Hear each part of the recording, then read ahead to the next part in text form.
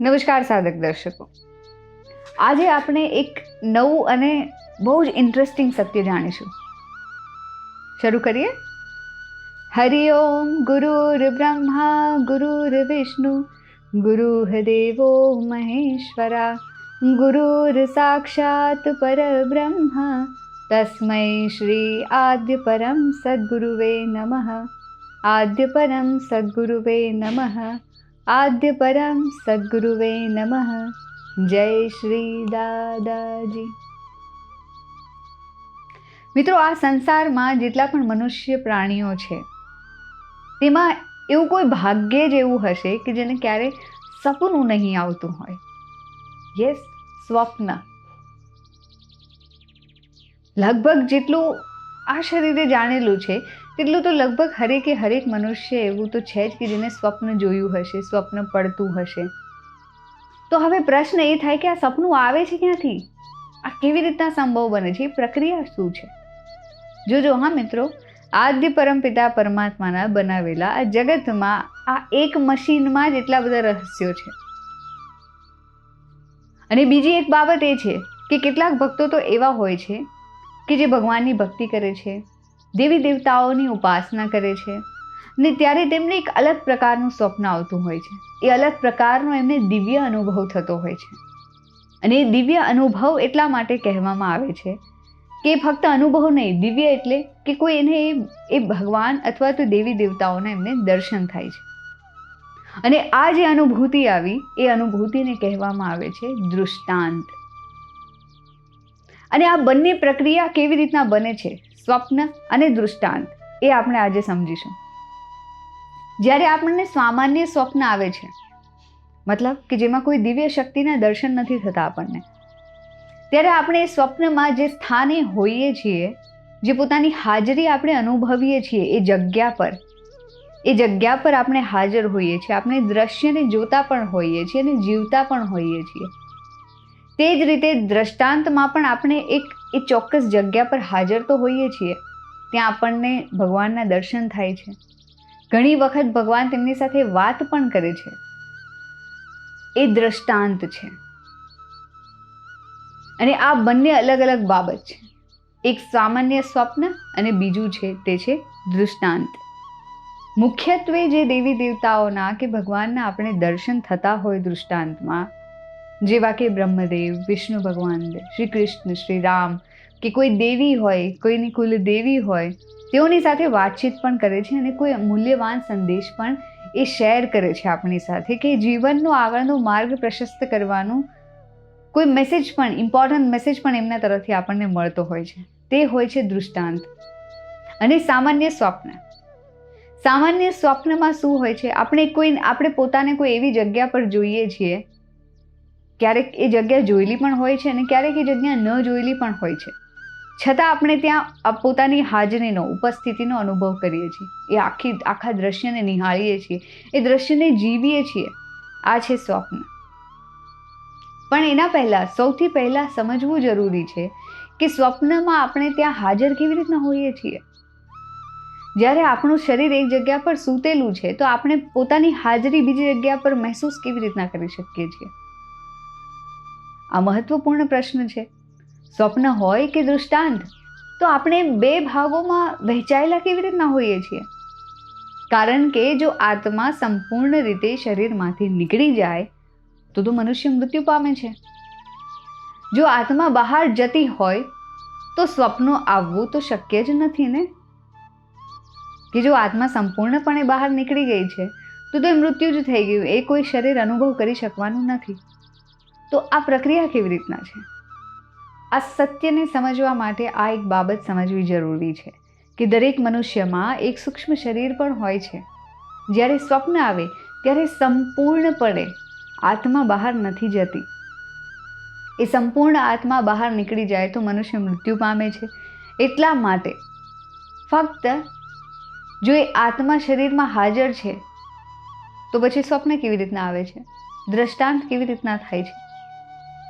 તો મનોવિજ્ઞાન અને વિજ્ઞાન આ વિષયમાં શું કહે છે તે પણ આપણે જાણી લઈએ. એ પણ એક મોટી બાબત છે જાણવું, કારણ કે વિજ્ઞાને આ વિષય પર કેટલું સંશોધન કર્યું છે. આપણે એ સંપૂર્ણ ખબર તો પણ પામી નથી શક્યા, અને જેટલું સંશોધન થયું છે એટલું સંશોધન પરિપૂર્ણ સત્ય નથી. પરંતુ સત્ય વાત એ છે કે આત્માના પણ મુખ્ય 3 ભાગ હોય છે. એક ચેતન આત્મા, બીજી સૂક્ષ્મ આત્મા અને ત્રીજી બદ્ધ આત્મા. અને આ સત્ય છે કે એના પણ આત્માના પણ 3 વિભાજન છે. જ્યારે આપણે સ્વપ્ન જોઈએ છીએ ત્યારે આપણી સૂક્ષ્મ આત્મા સૂક્ષ્મ શરીર સાથે બહાર નીકળે છે, અને આ શરીરમાં બદ્ધ આત્મા બદ્ધ શરીરમાં હાજર રહે છે. એકદમ ધ્યાનથી સમજજો હા મિત્રો. આત્માનું શરીરમાં હાજર હોવાથી જ શરીર જીવિત રહે છે, અને બદ્ધ આત્માની જે શક્તિ છે એ બદ્ધ આત્માની શક્તિ સૂક્ષ્મ આત્મા કરતાં વધારે હોય છે. આ તફાવત ખાસ યાદ રાખવું જરૂરી છે. જ્યારે સૂક્ષ્મ આત્મા એ વિચારવા માટે બહાર ફરવા નીકળી જાય છે ને, ત્યારે બદ્ધ આત્મા તેનું ધ્યાન રાખે છે કે તે પોતાની મર્યાદા, પોતાની સીમાઓથી બહાર ના જતું રહે. અને જો એ પોતાની એ સીમાઓથી બહાર જતું રહે છે અને જો સમયસર પાછા નથી ફરતા તો મનુષ્ય મૃત જાહેર થાય છે. અને આધ્યાત્મ આ વાત પ્રમાણિત કરે છે. કારણ કે આપણા શરીરના 10 દ્વાર છે. એક દ્વાર બ્રહ્મરંધ્ર ને બાકી 9 દ્વાર નીચે. આ દ્વારો કહેવામાં આવે છે કે મૃત્યુ સમયે ક્યારેક કોઈ આંખો ફાડીને બહાર નીકળે છે, કોઈનો આત્મા નાકમાંથી બહાર નીકળે છે, કોઈનું મોઢાથી બહાર નીકળે છે. આ બધા દ્વાર છે જ્યાંથી આત્મા બહાર નીકળે છે મૃત્યુ સમયે. એ આપણે અગાઉ પણ સમજી ચૂક્યા છીએ આ વાત, કે જો શિખાના સ્થાનથી એ આત્મા બહાર પડે છે શરીર છોડવા માટે, તો સમજી લો કે એ ઉર્ધ્વગામી પ્રવાસ છે. અને જો બાકીના 9 દ્વારો નીચેના ઇન્દ્રિયો દ્વારથી જો બહાર પડે છે એ આત્મા શરીરથી બહાર, તો એ સમજી લેવાનું કે એ અધોગતિમાં યા તો એ 84 યોનિઓમાં એ આત્મા ફરશે. આથી જ્યારે કોઈ ગંભીર પરિસ્થિતિ એવી આવે છે, જ્યારે સૂક્ષ્મ શરીર બહાર વિચરવા માટે નીકળી ગયું છે, સૂક્ષ્મ આત્મા એ શરીર સાથે બહાર નીકળી ગયો છે, ત્યારે બદ્ધ આત્મા તરત જ એને પાછું ખેંચી લે છે. એટલે જ ઘણા લોકો અચાનક ઊંઘમાંથી ઊભા થઈ જાય છે.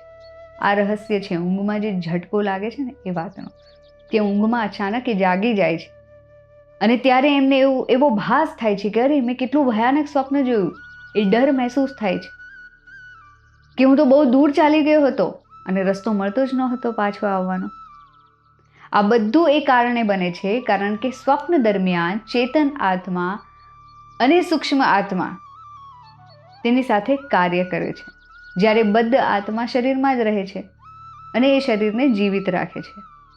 એ જ કારણ છે કે કેટલાક સ્વપ્નો આપણને સ્પષ્ટ રીતે યાદ રહે છે, કેટલાક યાદ રહેતા નથી, કારણ કે આપણા મગજમાં તે સંપૂર્ણ રીતે સંગ્રહિત થઈ શકતા નથી. જ્યારે બ્રેઇનમાં કોઈ વાત સ્ટોર થઈ જાય છે, એટલે કે મગજમાં કોઈ વાત સેવ થઈ જાય છે, ત્યારે તે યાદ રહે છે. અને જે સેવ નથી થતી એ બહુ વિચાર કરવા છતાં પણ આપણને યાદ નથી આવતી. સ્વપ્ન હોય કે દ્રષ્ટાંત, એક વાત હંમેશા યાદ રાખવી જોઈએ કે આત્મા 3 ભાગોમાં વહેંચાયેલી છે આપણી: બદ્ધ આત્મા, સૂક્ષ્મ આત્મા અને ચેતન આત્મા. જે સાધક તપસ્યા અને ધ્યાન સાધનામાં પારંગત બને છે તેને આ અનુભૂતિ થવા લાગે છે. તે આ 3 આત્માઓના વિભાજન અને એના સત્ય જાણવા લાગે છે. એક જ આત્મા હોવા છતાં તેના 3 સ્વરૂપ છે અને એક સાથે કાર્ય કરે છે. અને એક સાથે કાર્યરત કેવી રીતે છે એ આ સાધનાના માધ્યમથી અમને સમજાયું. જેણે આત્મ સાક્ષાત્કાર કર્યો હોય તેને એટલું અનુભવ થાય છે કે હું આત્મા છું. કદાચ તેને આત્માના 3 ભાગોની સંપૂર્ણ જાણ હોય કે ન હોય, પરંતુ તે એ જાણે છે કે જે આત્મા એની અંદર મોજૂદ છે, જે આત્માએ એને જીવંત રાખેલું છે, તે આત્મા તેજસ્વી છે, નિર્ગુણ છે, નિરાકાર છે અને એક સુંદર સા પ્રકાશ સ્વરૂપ છે. આત્મા એટલો સૂક્ષ્મ છે ને કે જેને અણુ અને એને પરમાણુ એ અણુથી પણ સૂક્ષ્મ છે, અણુ પરમાણુથી પણ સૂક્ષ્મ છે, એટમ કરતાં પણ એ સૂક્ષ્મ છે. પરંતુ એ એક વિશાળ ચેતન એનર્જી છે. અતિ સૂક્ષ્મ હોવા છતાં એની અંદર જે એનર્જી સ્ટોરેજ છે એકદમ હાઈ છે. ચેતન એનર્જી કેવી હોય છે તે તો પરમાત્મા જ જાણે, કારણ કે પરમાત્મા પોતે જ અનંત ચેતન શક્તિનો સ્ત્રોત છે. જે મહાચેતન એનર્જીમાં અનંત સૂર્યોને ઉર્જા આપવાની શક્તિ જેમાં છે, સમગ્ર સૃષ્ટિનું સંચાલન કરવાની શક્તિ જેમાં છે એ સૌથી મહાશક્તિ જે છે એ છે આદ્ય પરમપિતા પરમાત્મા. સ્વપ્ન અને દૃષ્ટાંતનો ભેદ સમજવો અત્યંત જરૂરી છે. કારણ કે આપણે બધા સાધક છીએ, ભક્ત છીએ. ભલે આપણે ઊંડી સાધના, કેટલી ગહન સાધના ન કરતા હોઈએ, છતાં પણ આ જ્ઞાન હોવું આવશ્યક છે. જ્ઞાનના માધ્યમથી જ આપણે એ પરમ પ્રકાશ તરફ, એ પરમ તત્વ તરફ પ્રયાણ કરી શકીએ છીએ. આત્મા શરીર છોડીને યાત્રા પણ કરે છે, મોક્ષ લોક સુધી પણ જઈ શકે છે, દેવી દેવતાઓની દુનિયાઓ પણ એ જોવે છે, અને સાથે સાથે જીવંતપણે નર્ક પણ જોઈ શકે છે. અને સર્વોચ્ચ શક્તિ એ પરમાત્માનો અનુભવ પણ એ કરી શકે છે. કહેવાનો અર્થ એટલો જ છે કે આપણે આત્મા છીએ. એ આત્મા હોવાના કારણે આપણે આ સત્યને જાણી લેવું, આ આત્માના ત્રણેય પ્રકારોને અનુભવી લેવું. બદ્ધ આત્મા, સૂક્ષ્મ આત્મા, ચેતન આત્મા. એ સ્વપ્ન દરમિયાન સૂક્ષ્મ આત્મા યાત્રા કરે છે. દ્રષ્ટાંત દરમિયાન પણ આ સૂક્ષ્મ આત્મા, સૂક્ષ્મ શરીર અનુભવ કરે છે. પરંતુ જ્યાં શરીર સૂતું હોય છે અથવા તો સાધનામાં બેઠેલું હોય છે, ત્યાં બદ્ધ આત્મા હાજર રહે છે એ શરીરમાં.